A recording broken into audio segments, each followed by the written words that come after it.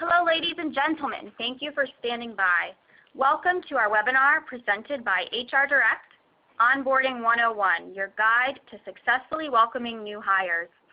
Before we get started, my name is Stephanie Thomas, and I am your host on behalf of HR Direct, and I would like to review a few housekeeping items with you today.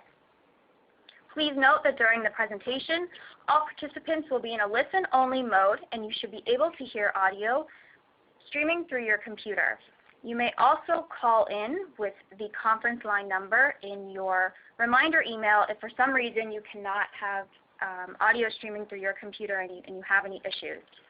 In addition, we welcome all feedback and all questions. If you would like to ask a question about the presentation pertaining to the presentation, or you have any feedback you'd like to share, please use the chat feature located in the lower left corner of your screen as we move on through the presentation. We will try to hold all questions toward the end of the presentation today because we do have a lot to cover, but if there is one really big relevant question that we want to introduce to you guys, we will pop in, and I will pop in with that question. As a reminder, this conference is being recorded on Wednesday, April 8th, 2015, and you'll also receive a copy of the slides in the next 2 to 3 business days that will include the presentation slides and a recording of today's webinar so that you can have all of the information at your fingertips. Again, my name is Stephanie Thomas, and I'm your host on behalf of HR Direct. I thank you for attending today's webinar and spending the hour with us as we talk about improving or introducing an onboarding strategy to your company. Now I'd like to introduce you to our special speaker, HR strategist Robin Schooling, SPHR. Robin, thank you for being here today. I'd like to turn it over to you. Thanks, Stephanie. I'm thrilled to be here today, and welcome to everyone who's here to talk about what I think is an important and interesting topic. I've worked in and around the HR and recruiting space for over 20 years, and have worked for organizations in a variety of industries: gaming, banking, healthcare, manufacturing. I've also worked for organizations with 100 employees. I've worked for large global organizations with tens of thousands of employees, and I've really seen onboarding, shall we say, the good, the bad, and the ugly. So I'm really excited to dive into this today.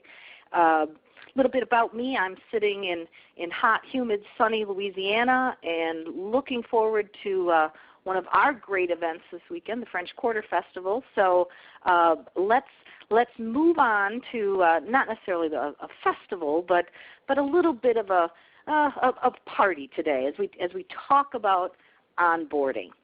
So let's dive in and kick this off. As you know, obviously, today our webinar is about onboarding and welcoming new employees to your company.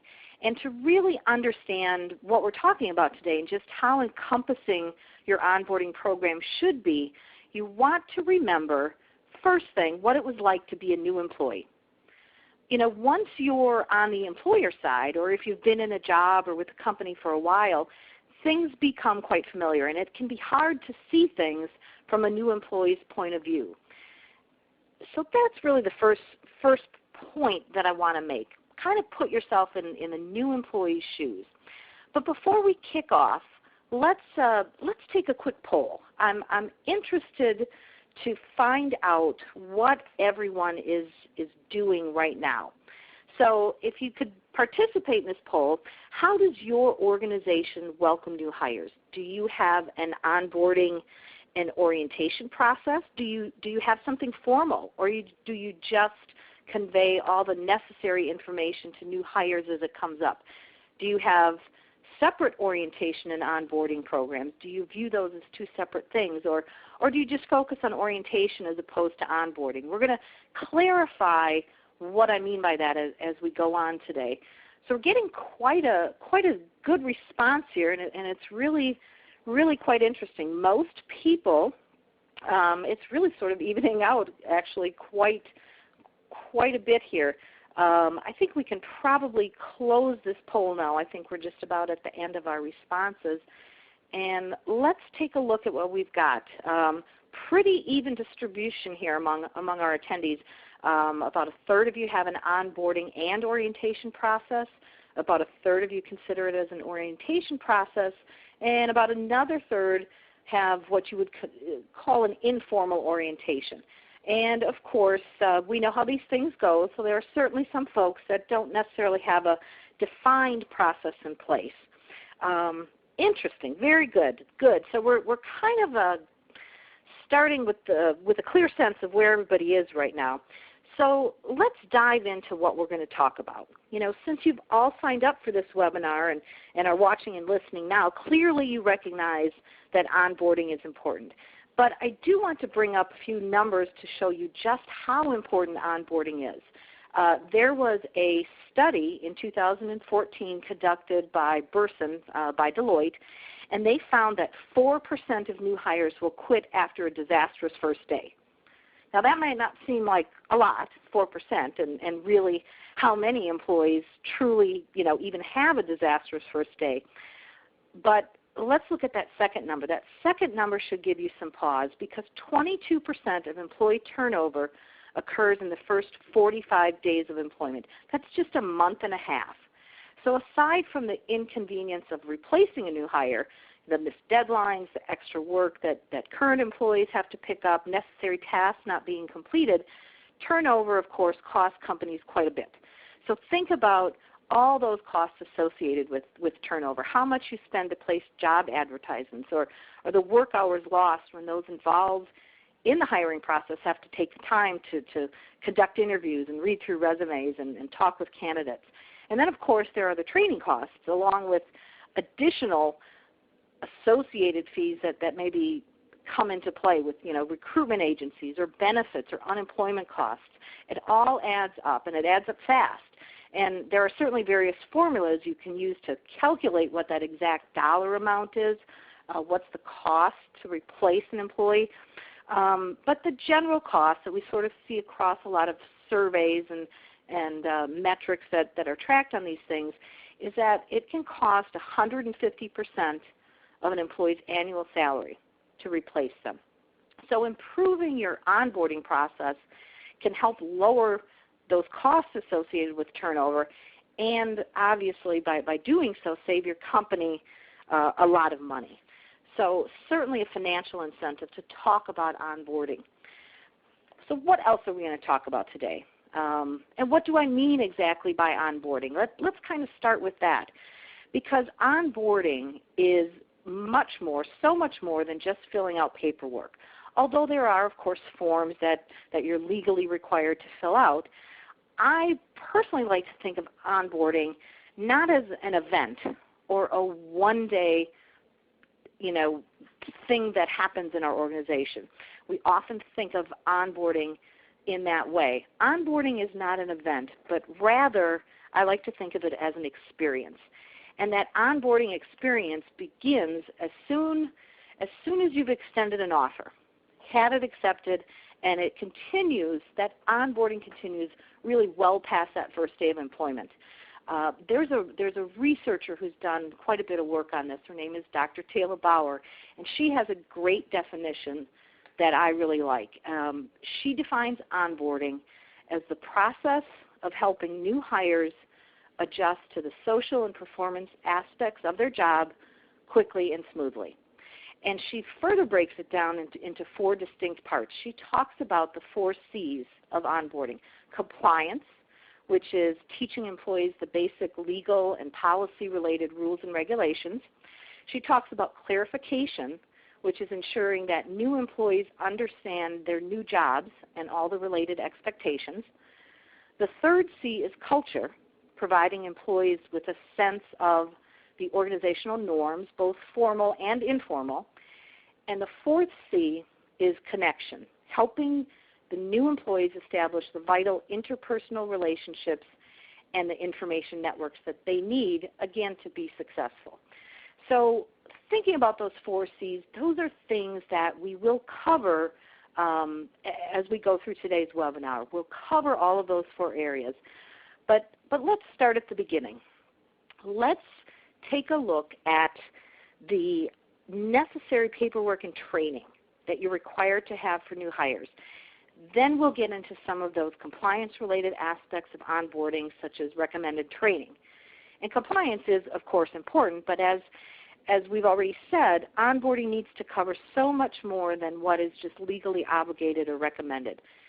So the back half of today's webinar is where we'll discuss how to create an effective onboarding program that engages your new employees from day one.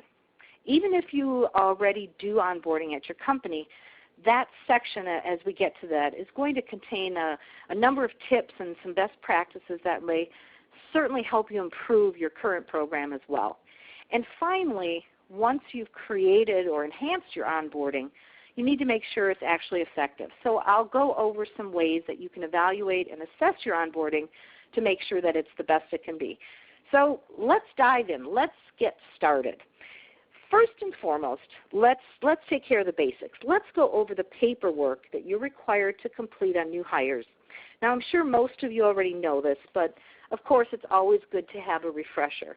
And one thing I do want to reiterate, as Stephanie mentioned, everyone on the webinar today will be getting a copy of the slides within the next several business days. You'll have that emailed to you, and the HR Direct team will also be sending you some additional materials that may help you, some checklists and things like that. So all of these resources will be provided for you.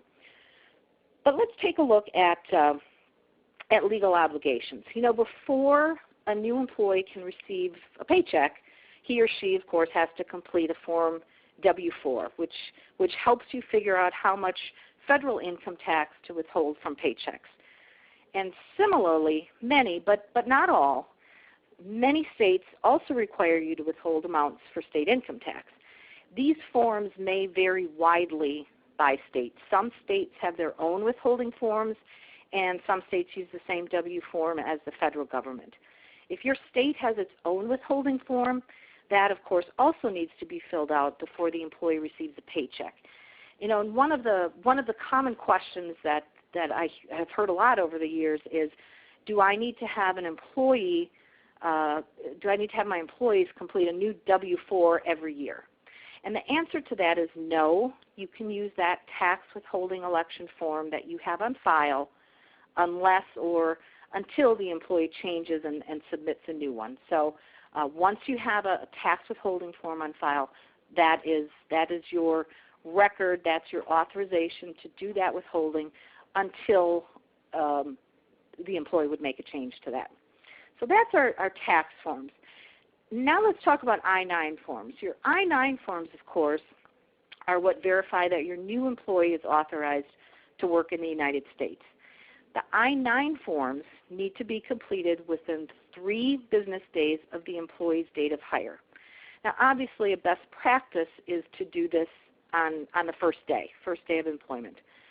While all of your new hires have probably filled out I-9s in the past, it's always a good idea, I've found this very helpful, to remind them when you're extending the offer, when you're sending that welcome letter, remind those new employees what the document requirements are ahead of time because those document requirements are very specific.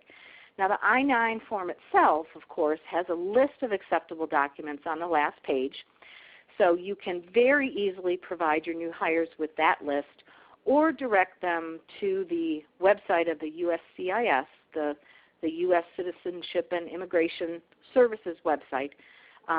Direct them there before the first day, and that way you can be assured that they'll bring the most, they'll bring the correct documents. You know, for example, they need to bring original documents, not copies, and they need to be not expired. So provide your new hires with that information. The third legal obligation I want to talk about is new hires. You know, you have to report new hires to your state's new hire registration system within the first 20 days of hiring them.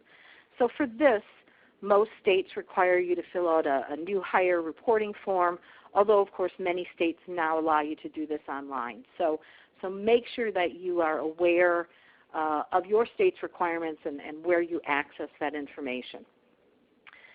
Another legal obligation is what we need to pay attention to under the Occupational Safety and Health Act, OSHA. because under OSHA you may be required to train new hires in certain safety procedures. Now this is of course very, very business specific. So, I highly recommend if you're unaware of what your obligations are, that you speak with legal counsel on the topic and review material on OSHA's website. Their compliance and training guides that they have available online are great resources for you. But, generally speaking, if you're hiring someone who will handle hazardous chemicals, that may even include cleaning agents actually, or someone who will operate machinery, chances are you're required to provide them with some sort of safety training.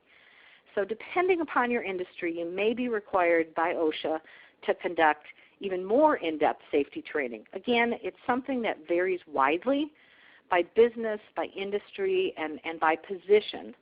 So consult an employment attorney, take a look at OSHA's website, and make sure that you're providing new hires with proper training. There may even be some state guidelines that are in place. So check with your state's Department of Labor website and see what those resources are as well. And then finally, thinking about some additional items, depending upon the size of your business or what type of employer you are, you may be required to fill out some additional forms when you're hiring new employees. For example, businesses with more than 100 employees or federal contractors with more than 50 employees must fill out your new hire EEO-1 report. So make sure that you know what additional paperwork you're required to complete on new hires. Hi, Robin. Yes. I didn't mean to interrupt, but just before we get moving, there was one question I did want to ask that was great. Do we have to worry about the state withholding forms and the new hire registration forms? How do we do that if you're a multi-state business and you have employees in multiple states? Can you answer that for me? Yeah, what you're going to want to do is again, that adds another layer of complexity to what we do when we're in multiple states. You will want to research the requirements for each state. So if as I said, I'm in Louisiana. If I'm in Louisiana and I also have employees in Texas, there are and will be different requirements for each of those states. So a good place to start to find those state requirements is, again, find the State Department of Labor, State Workforce Commission, whoever that governing authority may be in that particular state, and they usually will have sections on there, specifically for employers. Most state departments of labor, I found, have carved out their websites pretty clearly, so you can get resource guides. You can very quickly drill down, see any state-specific requirements. You may have to set up additional accounts, obviously in multiple states to take care of these things, but start with that as your first resource would be my advice. Okay, and I do, I want to get us moving, but Cynthia did clarify, what if they live in different states but they all work in the same state? How do you go about that? There are varying requirements.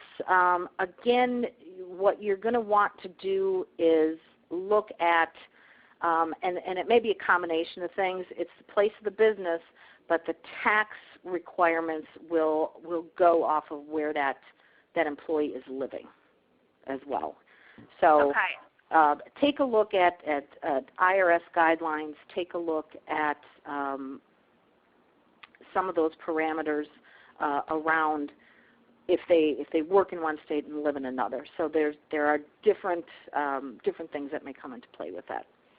Okay, yes, I do recommend, I know we also got some questions about where to get the new hire registration form. If you just Google that for your state new hire registration form plus Florida, Oklahoma, whatever state that you're in, you can easily find a little bit more information as well.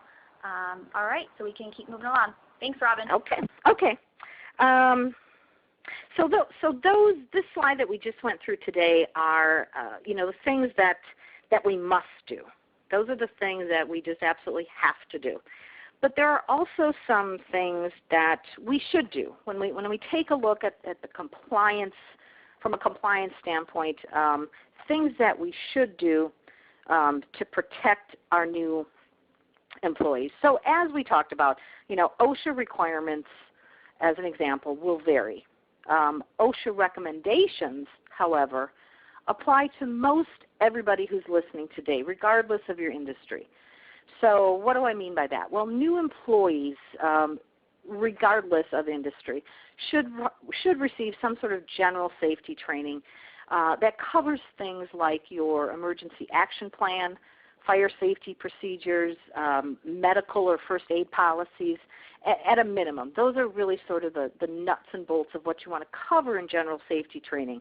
So basically, if you have a fire or another emergency in your office, for example, your employees need to know how to get out, where to go, who to report to, how to get medical help, things of that nature.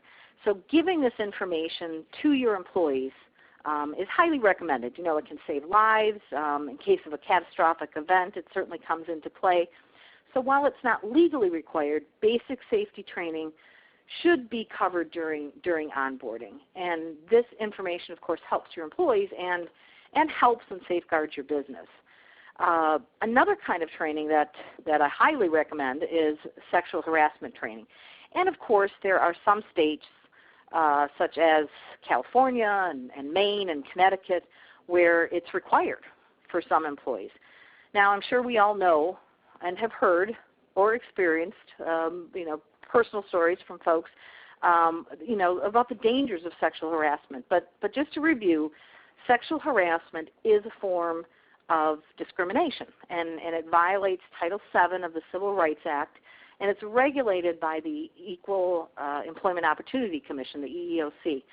So if you're not providing employees with definitions and examples of sexual harassment in the workplace, you may be sort of courting disaster. You may be inviting lawsuits or fines or EEOC investigations. So it may be required for you, and even if it's not, it's certainly highly recommended. The EEOC, of course, also monitors other forms of discrimination and harassment, including those that are based on age, religion, national origin, race, and disability. So diversity and inclusion training is equally important to protect your business and your employees. So recommended to really kind of focus in on that and what does that mean in your organization. Going back to paperwork, right? We just live and die by paperwork sometimes. But it's always good to have your new hires fill out a standardized job application form, if they haven't already done so during that recruiting process. So while you may have hired someone based on just their resume and their cover letter, job applications will capture a lot more information.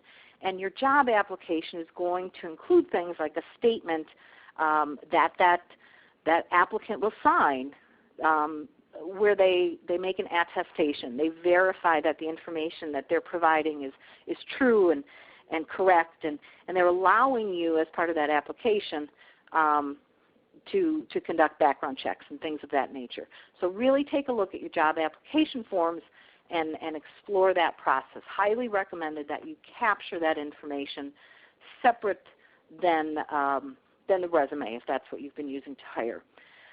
When having your new hires fill out job applications, it's important that you also pay attention if there are any sort of state compliance issues that come into play. Several states, for example, have now outlawed asking about arrest records. You may have heard of this. It's called the Ban the Box movement. So some states have outlawed asking about arrest records or criminal history and other potentially sensitive information. So if you're not using an application specific to your state, you could be landing yourself in legal trouble. So again, resources for that, your state Department of Labor or Workforce Commission, certainly a legal counsel would be able to give you that insight if you're not aware if your state has any specific requirements on that. And finally, it's definitely recommended that you provide your new employees, your new hires, with an employee handbook on their first day, certainly at the beginning of their employment, and have them sign for receipt of that. Have them sign that they've received a copy. They're responsible for reading it. They agree to the content. Handbooks, of course, outline all kinds of policies. They may outline your disciplinary procedures. And most handbooks also include a section about at-will employment if you are in an at-will state. And at-will employment, of course, means that either an employer or an employee can end employment at any time for most any reason. By having your new employees sign that they've received the handbook and are agreeing to company policies, you're really protecting yourself from things that may arise down the road, potential lawsuits and things of that nature. So communicating, ensuring your employees have provided you with documentation that they've received these things is definitely highly recommended as part of this. But behind or beyond really the compliance issues, there's other information and paperwork that you should get on the first day, plus some things that you should arrange in advance. And so I want to cover this topic quickly before we really move on to kind of this onboarding part of the webinar and really kind of dive into that. So what are some of these practical considerations? Well, first and foremost, make sure that a workstation is prepared for your new employee.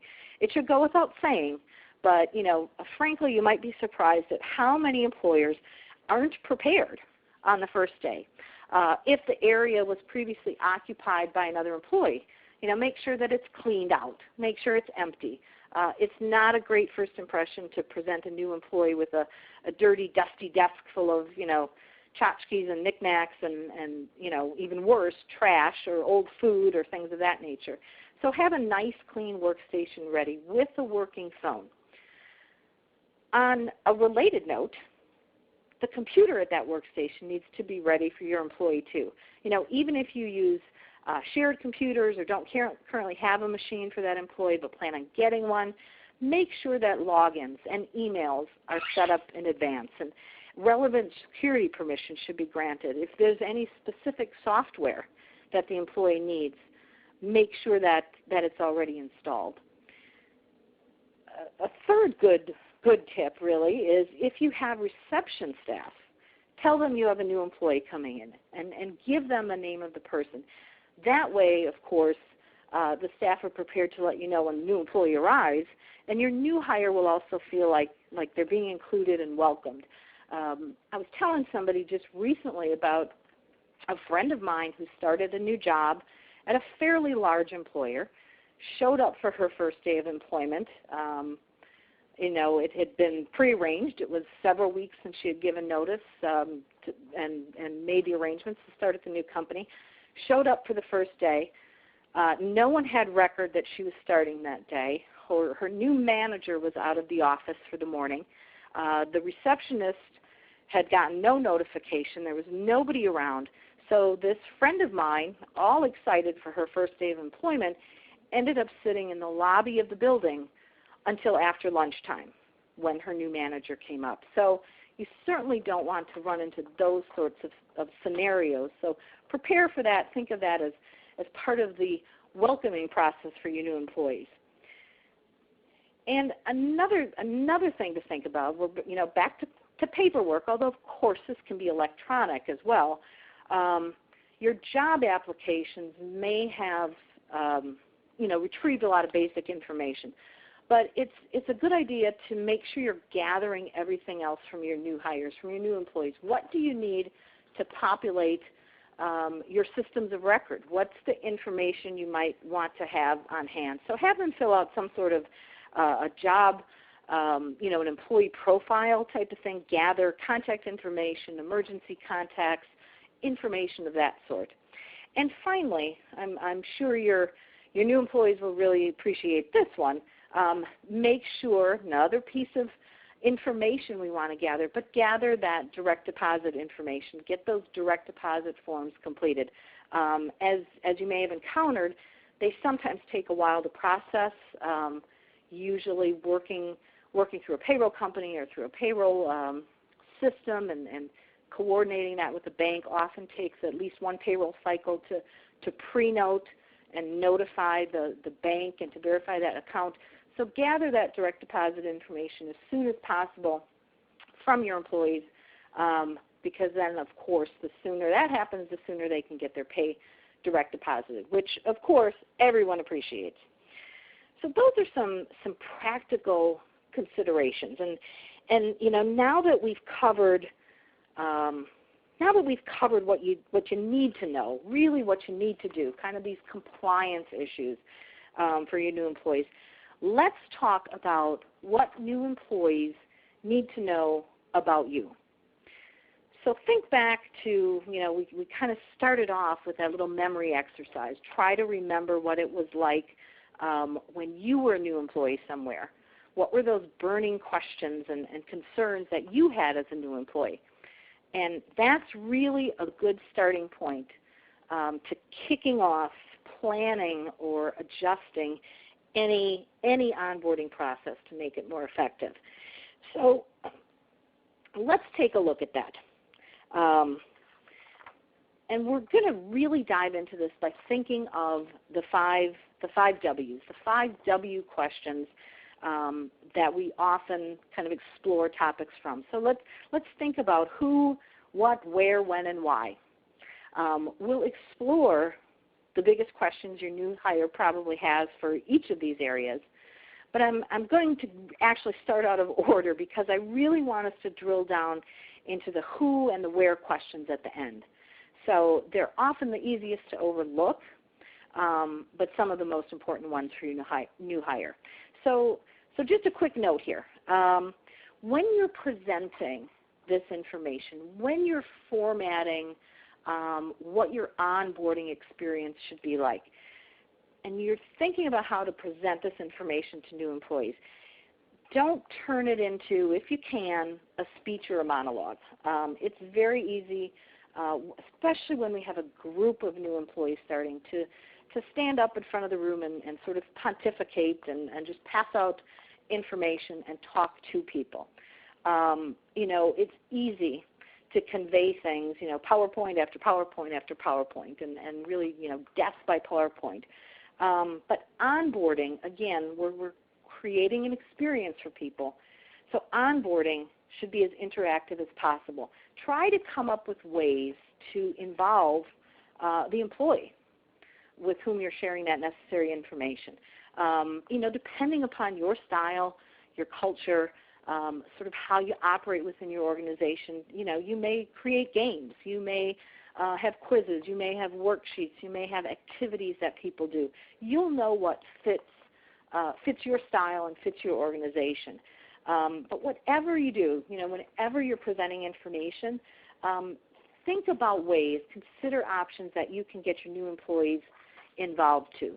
Not everyone learns the same way, and I realize not everyone wants to play games or do activities, but people do learn in different ways. So if you up that interaction level, you're also bringing in new ways to learn, which can help imprint that information into the minds of your new employees much more effectively than just speeches and slides.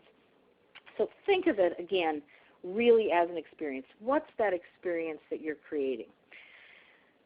So go into our five W's.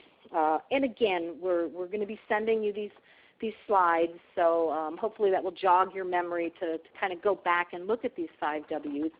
But let's start with the what, the first of the 5 W's.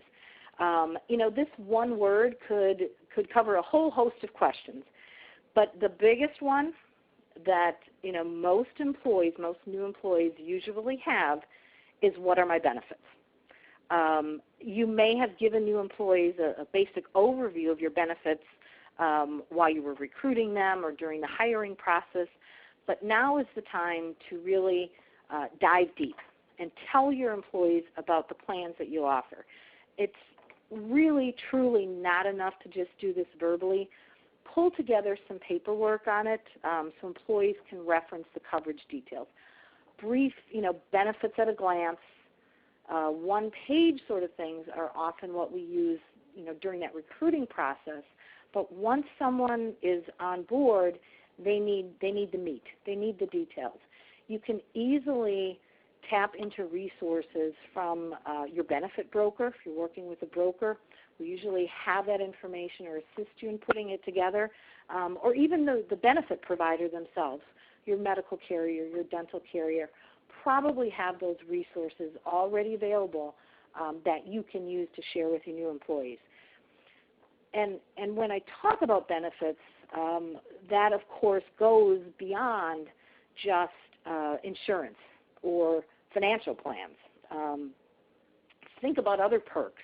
What are the other benefits that you have in place, and especially the types of things that make your company unique? What is special about working at your organization? So think about things like your PTO benefits. Of course, people need to know that. Company parties. Do you offer remote work? Do you have a flex work policy? Are there special events that occur, or annual company parties or picnics or things like that? What about discount programs? Are there some of these sort of community-based programs that may be available to your employees? Do you offer food? Do you bring your pet to work day? Whatever it may be, think of all of those sorts of benefits, because whatever your company offers employees, you want to make sure you tell your new hires about, so that they can start partaking in those benefits. And if your company has any swag, right? People like things. People like stuff with logos on it. It makes them feel connected to the team. So think about that. Do you have mugs or pens or T-shirts or branded notepads? Think about giving those to new hires. Maybe putting a little welcome packet together, a little welcome basket.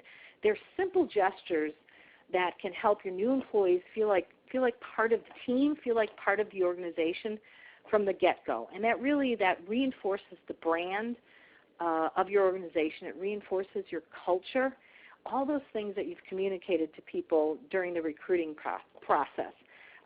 There are some organizations that, of course, hand that out on the first day.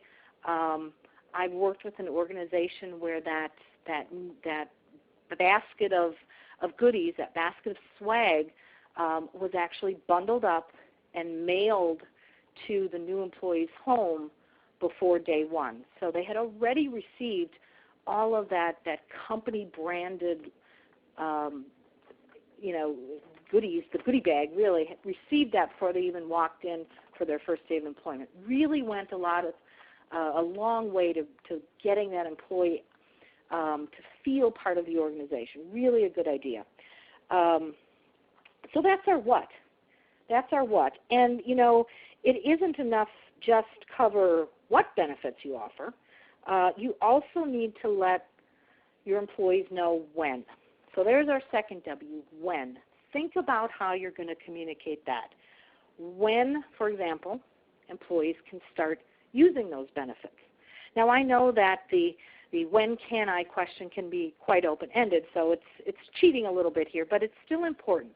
If there's ever a time limit, think about waiting periods, things of that nature. You need to communicate that during onboarding. You need to explicitly let your new hires know, for example, when their benefits kick in.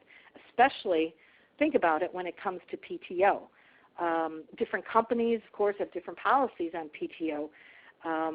When new employees can start using time off, what the accrual system is.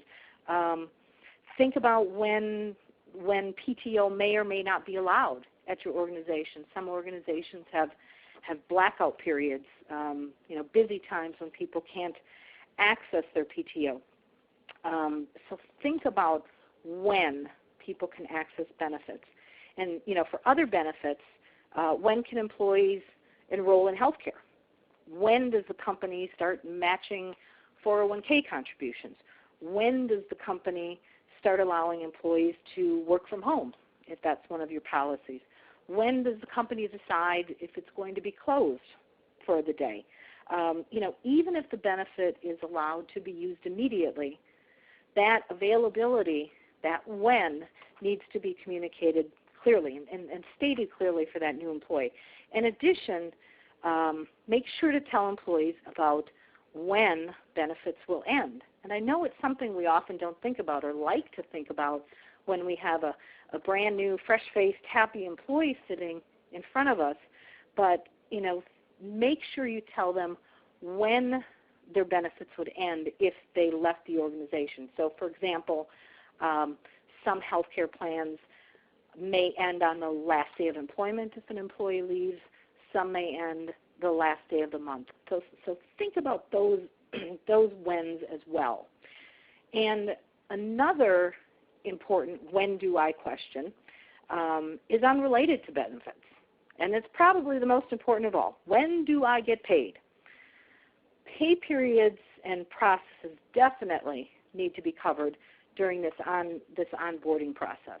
I've always personally provided employees with a pay schedule. Back in the day, it was a printed piece of paper showing the pay periods and the corresponding pay dates. Now, of course, those things can be put online very easily on a shared drive or on a company-wide calendar. Here's the pay period. Here's the corresponding payday. And again, be aware that some states, for example, here in Louisiana, were required to provide employees with that pay schedule. So think about probably, that most important of when questions. When do I get paid? And our third W is why. This is a question that is often overlooked in onboarding. And the reason is because we're so focused on taking care of these business details. But why is often one of the most important questions. Why do we, as an organization, do what we do? Certainly your company's mission, values, the goals should be highlighted during onboarding. In fact, it's absolutely critical, actually, that you explain these very early on. And the reason is this. These are the sorts of things that tie into employee engagement. These are the things that are often covered in the hiring process when we're recruiting somebody, we're talking to somebody about why they want to come and work for us. But don't drop that once they decide to join your organization. Cover mission, vision, values, and goals during onboarding because you're reinforcing your culture. You're making those employees feel part of the organization. And not to get too off on the subject of engagement, but I think it's critical when we look at it from an onboarding experience. A huge factor that feeds into employee engagement is purpose. Employees want their jobs to have meaning, and explaining what the company's mission statement is can help start them down that path towards engagement very early on. And, if possible, you should try to drill down, even further to why does my job exist? There's another why. Why does this job exist? They know the what of their jobs, what they do. They've been hired to do something specific. But few people think about why they do what they do, why their job is there. So break it down for your new hires. Break it down to why they're already important to the overall company and to the products or the services that you provide. This, again, drives engagement, gives people purpose, can get them engaged from day one. They'll have insight on their job, the purpose and the meaning, as well as they'll understand the alignment of their job to the goals and the objectives of the organization. So throughout this onboarding experience is a really important, really critical time to talk about these sorts of things and to really lay that foundation. So, really kind of going back to presenting information in a different way, when we think about the why, this is a really excellent opportunity for you to branch out and don't just do PowerPoint slides again. If you have the budget, hire a videographer, a professional videographer, to create a company mission video. Something that shows the mission, something that shows the vision, something that shows what the company is about. You could have video of customer testimonials and highlights of the different company values. But even with a limited budget, which is really, let's face it, what most of us have, most of us have smart devices, or we have access to some really, nifty technology right in our pockets, and we can record video. So it may not be, professional videographer quality, but you can at least have a video available for internal use. Maybe have the company president or the owner of the company or managers of departments, give a brief explanation on why the company was founded, why it's important today, all of those whys. Consider what I really think is the best way of all, showcasing existing employees in these videos. This is my job. This is what I do. This is why my job is important. The power of having current employees, existing employees, your new hires' peers talking about those things can be very powerful. And it's easy enough to record and to share and to use for both recruiting, which is often when we think about it, but even for onboarding. I worked for an organization where we did just that thing. We recorded existing employees from various offices sitting at their desk, talking about what they did, why they loved their job, how they spent a typical day. We put it to music, and then we had a little fun with it, actually, and gathered a bunch of employees together and had them dancing on the video. But we used that. It was probably a 5-minute video, but used that as part of our onboarding process with new employees and said, here are the people you'll be working with, and we want to show you this. It reinforced the culture and reinforced to our new hires why what they did mattered. So one thing to think about. So let's take a look now at our next W. This is our fourth W, and this is where. So taking a look at that, again, something that we often don't think about. We sometimes neglect this, and that is where.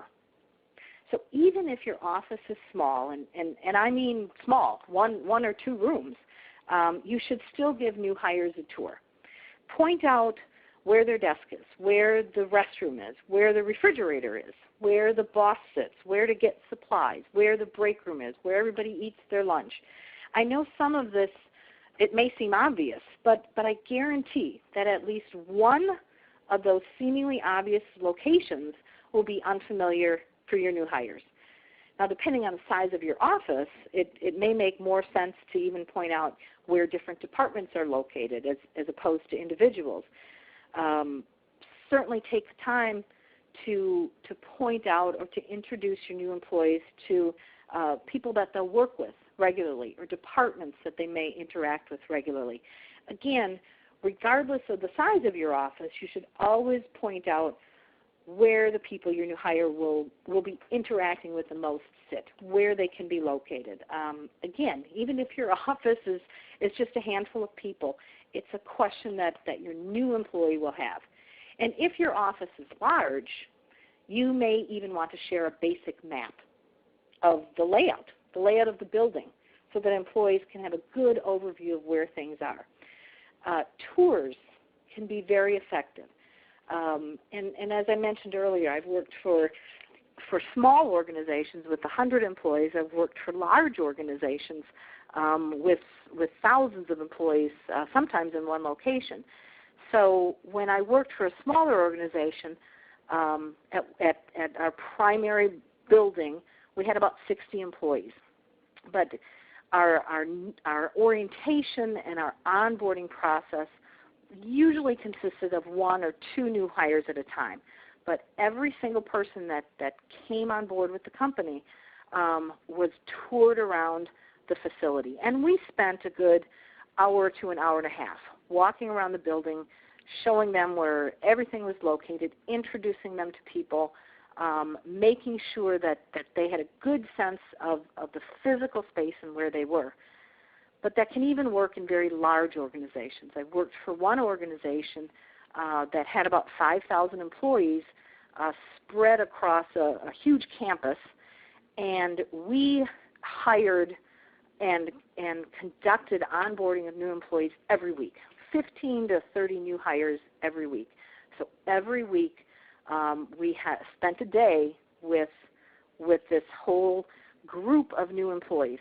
And part of that first day was spent on a tour. We obviously didn't tour the entire campus. It would have taken several days, but we did some highlights. We walked around, pointed out key areas, cafeterias, the mailroom, the bathrooms, key departments in the organization. We spent time showing them what made the facilities unique. We had an on-site dry cleaner. We had an on-site post office. So we took them to really kind of these unique areas and gave people a good sense of the physical space. So that's a good way to familiarize people with your actual office environment. But speaking of maps, keep in mind that the entire area may be new to your new hire. So think about printing out a Google map, or at least showing them what is in your neighborhood, lunch spots, gas stations, coffee shops, things like that. Make sure that your new employees become familiar with the area around your office. And now, let's dive into our last W, who. The final W of our 5. Whenever someone is starting at a new office, at a new company, they're going to meet a lot of new faces. And if your business is small enough, as I've referenced with one organization I worked at, we took the time to introduce new employees to everyone. For large businesses, at least let the employees know, these new hires know, who their coworkers are, obviously who their direct supervisor is, who they will have met through the hiring process, certainly. But point out and let them know who's in senior management, who to turn to in case of different kinds of common problems. For example, the IT department can handle these sorts of concerns, or the HR staff can handle these sorts of concerns, or the medical response team can help with accidents or injuries. Basic common problems that any employee may face. And when pointing out the teams, think about personalizing that as well.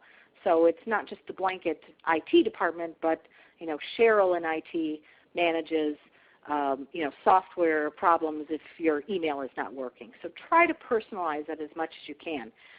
A good tip, a good thing that you can do, again, depends, of course, on the size of your organization, but think about printing out your phone directory, or organizational charts even can be very helpful for new hires. If you don't want to clutter them up with paper, make it easier, provide it in electronic format, or make sure it's on your intranet. That organizational structure and who does what and who I can go to is very helpful to new employees. For the people that your new employee will work with the most, other team members, their staff, if they're a manager, their immediate supervisors, other people that are sort of in charge of other departments. Basic introductions often aren't enough. So think about trying to arrange a team lunch, for example, or coffee breaks, coffee meetings. Have current employees reach out to new hires to set up a quick meeting, get to know each other, to go through work processes or expectations. Direct supervisors, that hiring manager for that new employee, of course, will schedule longer meetings, and they're going to focus on some different things. But, think about who else needs to be involved or should be involved in this. And think about doing that, scheduling that team lunch, for example, very early in that onboarding process. Remember I said in that onboarding really starts from the moment that employee accepts the job. Let's imagine that they're not starting at your organization for 2 weeks. They're working out a notice. Think about having their new team, their new manager, schedule that lunch meeting during that 2-week notice period. It's a way to welcome them to the organization, to reinforce how glad you are to have them join the team, and can really make a great impact on them. Think about how to acclimate, how to socialize your new employees to the organization. And a great way to break the ice is to send out surveys to new hires ahead of time or on the day that they start to gather interesting personal information about them, little stories, things of that. You know, maybe they can write up a brief summary. This is what I do. Here are the hobbies I have. And think about ways that you can share that across the organization so that everyone gets to know that employee. Personalize the experience for them, but personalize the experience for the people that they'll be working with. I've done that at organizations where we've gathered information from new hires, got a little information about them that goes beyond their prior work experience, and then used that to send out in advance of their starting, company-wide or department-wide emails. We're happy to welcome Mary Jones, and here's a little bit about Mary. You know, here's her work background, but here's some personal information about her. She loves to knit. She has 3 cats. She rides a Harley. Whatever the information is to bring them into that team and into your organizational culture. So let's take a real quick look here at evaluating your onboarding program. You know, hopefully you've learned some key items to cover, or you've figured out ways to improve your current onboarding process. But as I keep expressing, you know, once you work for a company for a while, it's easy, you know, to kind of forget what you need to know.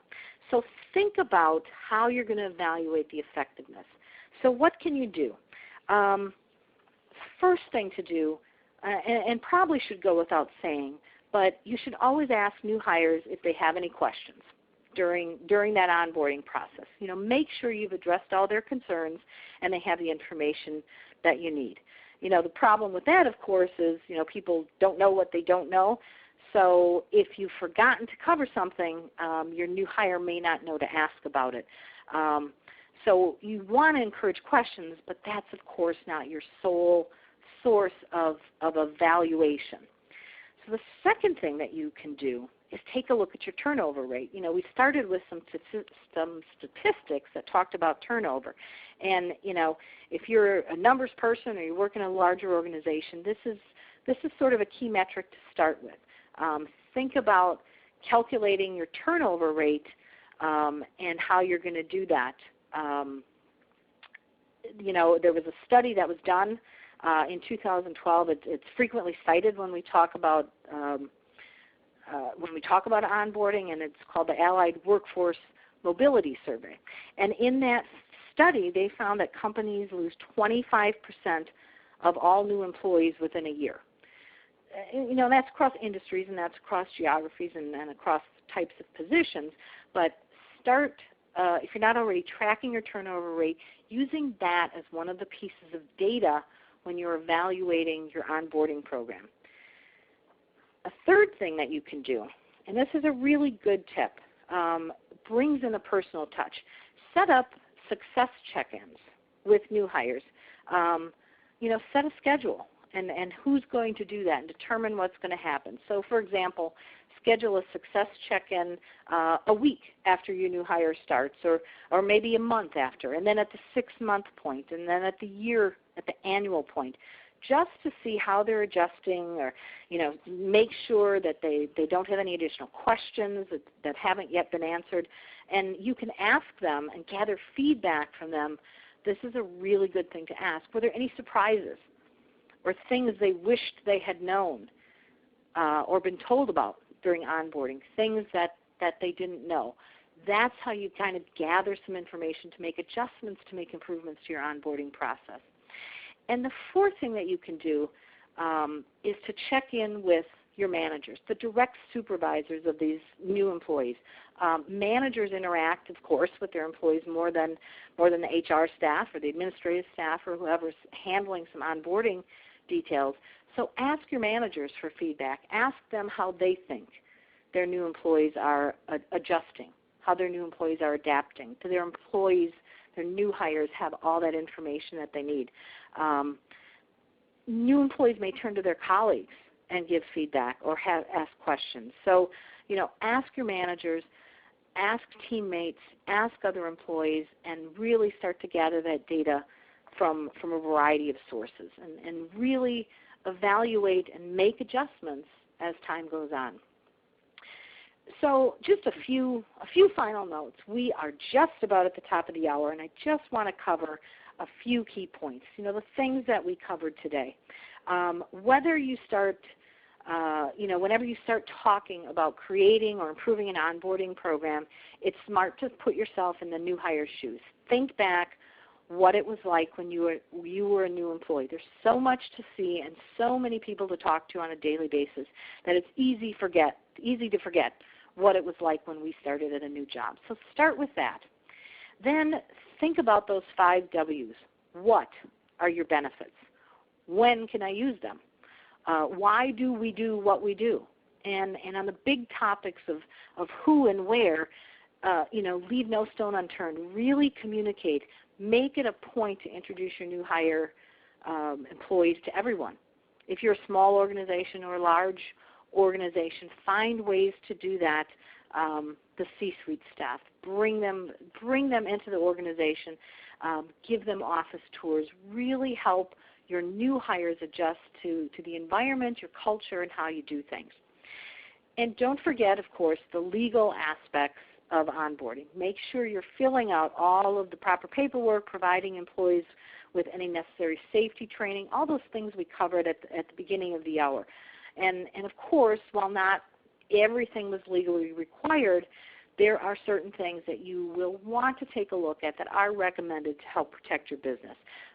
Take a look at your harassment training or having your employees fill out the state-compliant job applications if you're not doing that. And take a look at your employee handbook and the process that you have and having employees sign for those. And finally, once you've got that onboarding process in place, make sure you're evaluating it regularly to make it effective. Try to get direct employee feedback, either checking in with them or surveying your new hires, at 30 days, 60 days, 6 months, whatever it may be. Gather that information. Gather those data points. Consider checking in with managers and having them perhaps ask other team members. Gather that information from a wide variety of sources. That's the way that you'll make sure that all company-related questions or concerns get addressed in onboarding going forward. So really take that time to evaluate. And that wraps it up. We have taken up the full hour, so I thank everyone for coming. And I'm not sure, Stephanie, if we have time for questions or not. Yes, we did go over the full hour. I thank everyone for being here and kind of staying the few minutes past. If you wish to stay, we will cover 1 to 2 questions if that's okay with you, Robin. Just because we've seen so many, we want to cover a few, but we do understand that everyone's time is limited, and if they got to move on and move on with the rest of the day, that's completely fine. That's fine with Robin, me. We're going to start with a few Q&A items, and then we'll wrap it up. Our first question is from Rebecca. Her question I thought would really help all of our attendees today. And her question was, should we split the onboarding and orientation process throughout the week instead of doing it all at once so that the employees don't lose interest and that they stay engaged?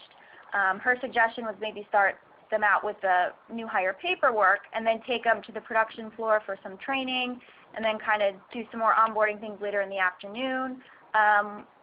What would you suggest to keep the new hires engaged throughout the first couple of days or the first day? I think Rebecca has answered her own question with a fabulous idea, really, just in that answer. I think that's a great idea. And again, it's going to depend upon your business and your culture and how quickly you need to get people, at their desk or doing some work. But I love that idea, Rebecca, and I think that if you can afford to do that, that is a great way to do it. And it serves a couple of purposes. And we really didn't talk about this today, but we overload our new employees with so much information. We're trying to cover everything, and we often approach it, to try to get it all in one day. And people's brains just can't absorb all those things. So I think that's a fabulous idea. If you can split those onboarding steps across several days or a week or a couple of weeks even, that can be a really effective way to do it. Get the nuts and bolts done, get that compliance paperwork done, maybe a tour, some general things on that first day, and then let people start to meet their team or go to their department. And then, reconvene the next day with your new employees and take them on a tour and take them to different areas of the business. Maybe day 2 is when they meet with executives, or you show some videos, or you maybe do that harassment training on day 2. So absolutely, I think that's a good idea. It helps people absorb information, and a positive is it truly does treat it as the experience. So they're really getting enmeshed in the culture over a couple of days. Rebecca, it sounds like you're set up for success already, so that's great. Thank you for answering that question, Robin. And we do have one final question right now from Danny. The question is, how should I go about onboarding employees who aren't full-time 9-to-5 workers? My company uses a lot of temps and seasonal employees. Should they go through onboarding too? Short answer, yes, I think they should. But let me clarify what I mean with that. It's a good question to ask because most businesses, of course, have more than one kind of employee, and the paperwork or the activities that we need to do can vary for each of those. So let's talk about temps. Temporary employees. If we're bringing someone in from a staffing agency, one key thing to remember when you're bringing on temporary employees via a staffing agency, of course, they're not your employees. So you don't need to worry about any of that employment, paperwork, the I-9s and the W-4s. That's handled by the agency who's their employer. However, consider the needs of those temporary employees and how you need to bring them into the organization. They're still going to be there on site, and they're still going to be doing some work for you. So introduce them to the people that they'll be working with. Give them a tour of the building, regardless of how long they're going to be there. Of course, make sure their workstations are ready too, and the equipment and all of those things that we talked about. And if the assignment is going to be longer, sometimes we bring temporary employees on to cover a leave of absence or something like that. You definitely want to bring them into kind of that cultural onboarding as well, because they are part of your organization even though they're working for somebody else. Seasonal workers, if we sort of look at that category, I think seasonal workers are, a bit different. They're, of course, your employees. They're on your payroll, so you need to go through, again, all that necessary paperwork that we talked about. And that entire onboarding experience for them, even though they may be seasonal, let's say you hire a bunch of people for the summer, for example, you're really going to replicate that onboarding process. There may be some things that you trim down just a bit. You may review the company mission, but maybe they don't attend a meeting where the CEO comes in and talks about it. So you may be able to trim some things down if you know they're going to be there for a short period of time. And then we get to part-time staff. And part-time staff, again, still your staff, your employees on your payroll. So all of that compliance paperwork, all of those things apply. And again, they need all of that same information. They're part of the organization. There's another type of employee as well. And I shouldn't say employee because they're really not employees, but we think of our 1099 contract workers, the independent contractors. So if you use independent contractors, which is, of course, more and more popular, they're not your employees, but you need to make sure that the necessary paperwork for those contractors is filled out. They're going to have W-9s and vendor agreements and contracts and things like that. So if your contractors are part and parcel of certain departments. You may or may not have a purchasing department that handles that, for example. But review who your independent contractors are and check the IRS guidelines to make sure that they classify as that. You're going to want to probably do some cultural assimilation and tours and things like that, but not a formal onboarding. They're not your employee. Danny, I hope that sets you up for success too as you start incorporating some onboarding techniques for your seasonal or temp employees. Robin, we're going to wrap up the questions for now just because we're over time, but thank you so much, as always, for being Absolutely. a seasoned speaker for us with HR Direct. I hope all of the attendees out here learned a little bit more to either improve or introduce an onboarding strategy to your company. Maybe you at least picked up a few key tips. Maybe you needed to get a refresher on your paperwork. So I hope this was helpful for you today. I do have a few housekeeping items I want to mention before you go. As a reminder, Robin has mentioned it as well, you will receive an email from HR Direct as a follow-up, and in this email you will receive a link to the recording of today.